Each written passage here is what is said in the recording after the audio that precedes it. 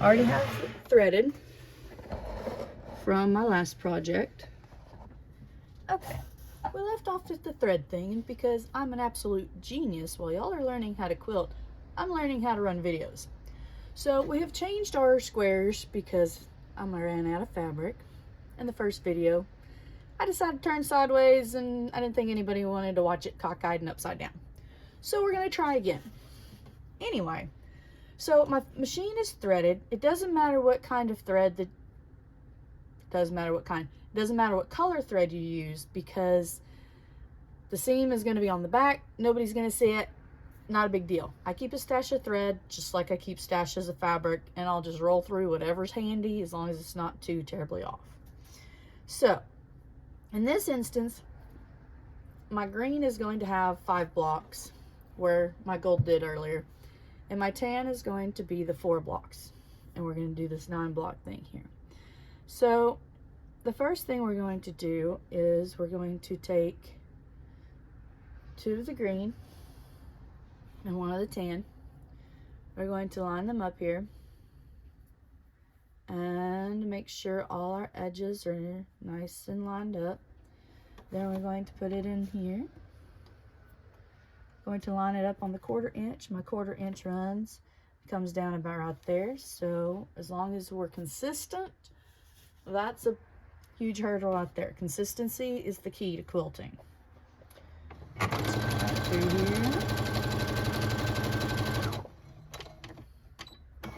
You don't have to tie off the ends or anything like that, because as you quilt, your blocks are just going to interlock, interlock, interlock. And we're going to put another green one on the other side here. Line up our edges. We don't have to stop in between when we're just connecting a bunch of flat things. It's when we hit the seams that we have to do the ironing.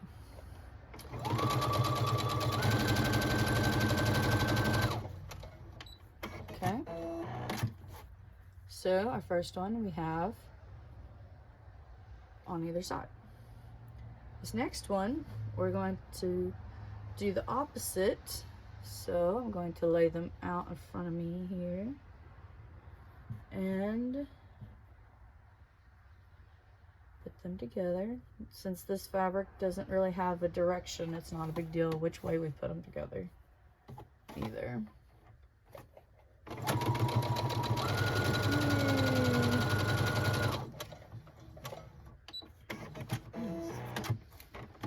Okay, and then we want to put our other tan, and we want them to put facing each other because we don't want our seams on the outside. Some people can make seams on the outside cool, and you know.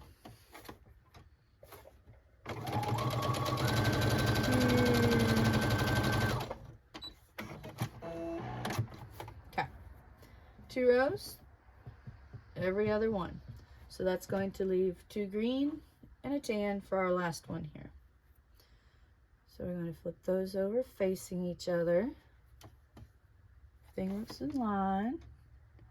Line up the cord.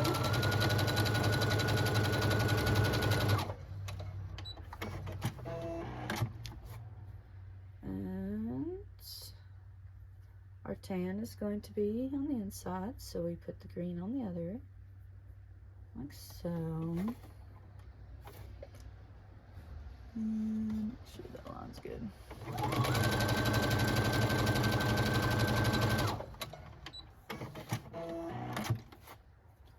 Alright, so we have the first 3 rows. Now it's time for the paint drying fun part of ironing.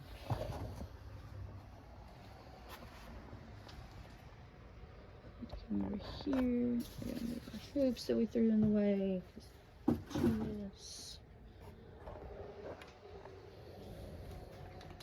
Flip our little iron on here. I'm going to put these upside down because we want to iron the seams.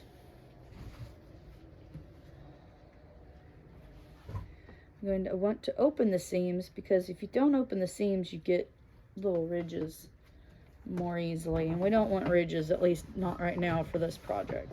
Some projects it's okay. This one We like nice, smooth, flat seams. Okay. We flip it over, just iron it flat. There we go. Look how nice, smooth, and flat these edges are right here, these seams. And if you hear what sounds like vehicles and rain, it is. My little shop I work out of is next to the highway, and it is a rainy day, which makes a great day for quilting. I might be a little bit of a rainy day quilter, or maybe I just have too many hobbies, I don't know. Nice and flat. Just gonna stack those up on the others. Open up the seam.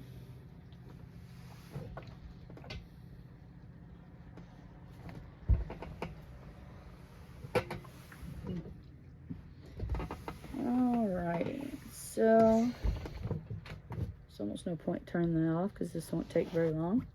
We have our 3 rows. So we're gonna pop back over here to the sewing machine. Try not to drop anything.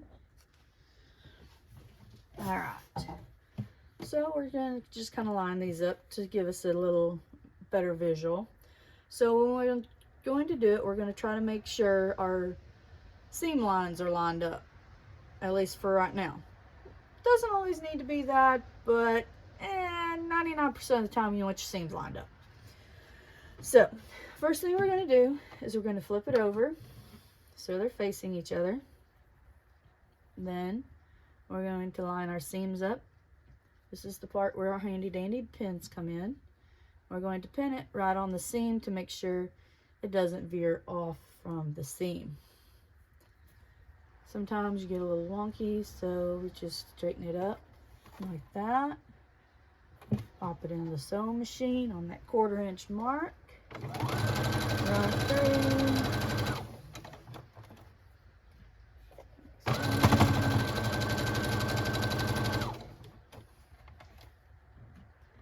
Back here it looks like it's a little off.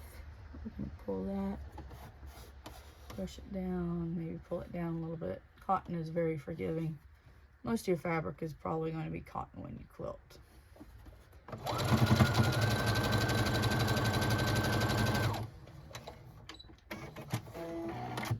If it's just a smidge off, it's not a big deal yet. It's when it starts getting more than that that it becomes an issue. So now we have 2 lines going, and now we want to put this side over. And we can keep connecting them without ironing until we run into seams. When we run into seams, that's when we don't want to cross it without ironing. Otherwise, it gets a little nasty. Because if we were to run it across this way, yeah, it would end up, yeah, it all bubbles. So, pop that here.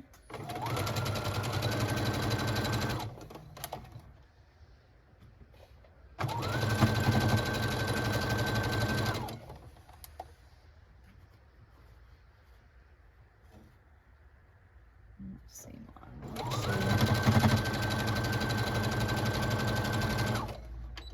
Alright, we're almost done. Because now it is all together. We have 9 squares. 1, 2, 3, 4, 5, 6, 7, 8, 9. Okay. Alright, so we're going to go back here. Back to our fun ironing business, because everybody loves ironing. Okay, same thing as before. Open up those seams because we want it nice and smooth and flat. You're gonna iron those seams down. Yeah, you can tell my iron's not quite hot enough yet. It'll warm up here in a second and it'll be all right. Yep.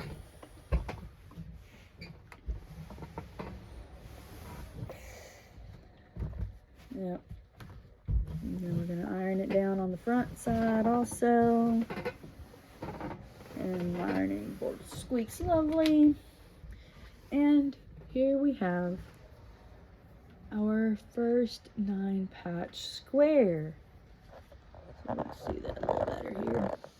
Yes. And our 9-patch.